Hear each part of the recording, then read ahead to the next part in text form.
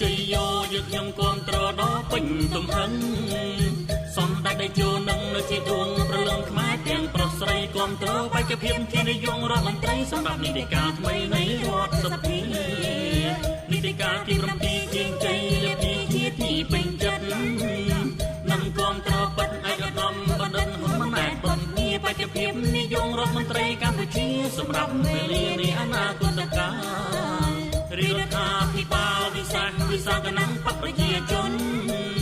កសាងភាពធន់សង្គមមាំមួនថែខ្លួនវិសាលកិច្ចពួកប្រជាជនរែកពាន់ធ្ងន់ស្រាលសម្រាប់ការជួបបញ្ហាសំដេចប្រមុខបកនឹងជានាយករដ្ឋមន្ត្រី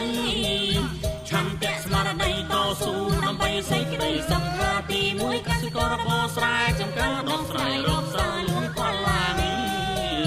ទី2យកចិត្តកម្មករផលិតធនក្នុងរោងចក្ររាប់ម៉ឺនសានអ្នកយកចិត្តទុកដាក់នៅទូលំទូលាយជួបទាំងគ្រឿងតុងប្រឹងឡើងចាយវិញសំឡងពោនិយាយបញ្ចំថ្លៃប្រើប្រាស់បានបសសនយោចិត្តកម្មករបន្តចែកជូនមួយកូនត្រូវតែថែទួនឲ្យខ្លួនដឹងច្បាស់អរគុណសម្ដេចពុកប្រមុខបកនឹងដែលចូលដែលជែកឈ្នះទៀតអាណត្តិថ្មីជ័យយោយើងខ្ញុំគ្រប់ត្រដល់ពេញទំហឹងផ្សព្វផ្សាយបង្រឹងនឹងទៅបោះឆ្នោតទាំងប្រុសទាំងស្រីបោះជូនសម្ដេចពុកដឹកនាំជាថ្មីកម្ពុជាល្បីអ្វីក៏មានបកប្រជាជនជាបកមានកូនធ្ងន់មកថែនេះដឹកនាំកម្ពុជាវឌ្ឍនាខ្លាំងទាំងគ្រប់ជំហាននៅបន្ថយក្រីក្របន្តបានមានបំបត្តិអត់ឃ្លានមានអ្វីមិនខ្វះមិនបាច់រាប់រៀបលោកអ្នកជ្រួបជ្រាបឃើញភាពជាក់ស្ដែងគ្រប់ទីកន្លែងទាំងផ្ទះសំបែងសម្បើខ្លាំងណាស់សម័យដែលចូលហ៊ុនសែនដែលជាជាតិគុំខាងណាពុំមានខ្វះអ្វីល្អគ្មានប្រដៅកម្ពុជារងរោចរនោដូចខ្នោត្បូងជើងលេចកើតល្អគុណល្អឆាតក៏កាត់ថ្មីសក្តិមរមនីធូធាប្រកដីដែលចូលសែនល្បីជាងជ័យអង្គចាគ្រប់ជូនតសម្ដេចដែលចូលហ៊ុនសែនរមនី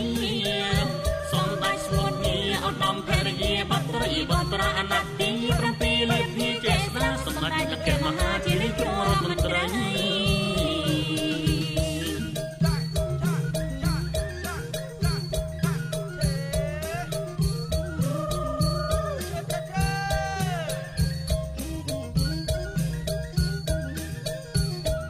ប្រជាជនជាបកមានកូនធ្ងន់មកហេនេះ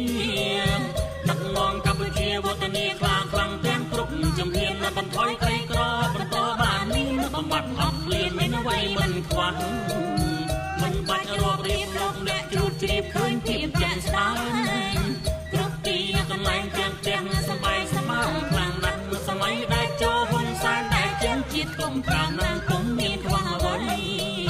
ល្អគ្មានប្រវត្តិកម្ពុជារងរោចរនោដូចខ្នោត្បូងជើងលេចកើតល្អគុណល្អឆាតក៏កាត់ថ្មីសក្តិមរមនីធូធាប្រកដីដែលចូលសែនល្បីជាងជ័យអង្គ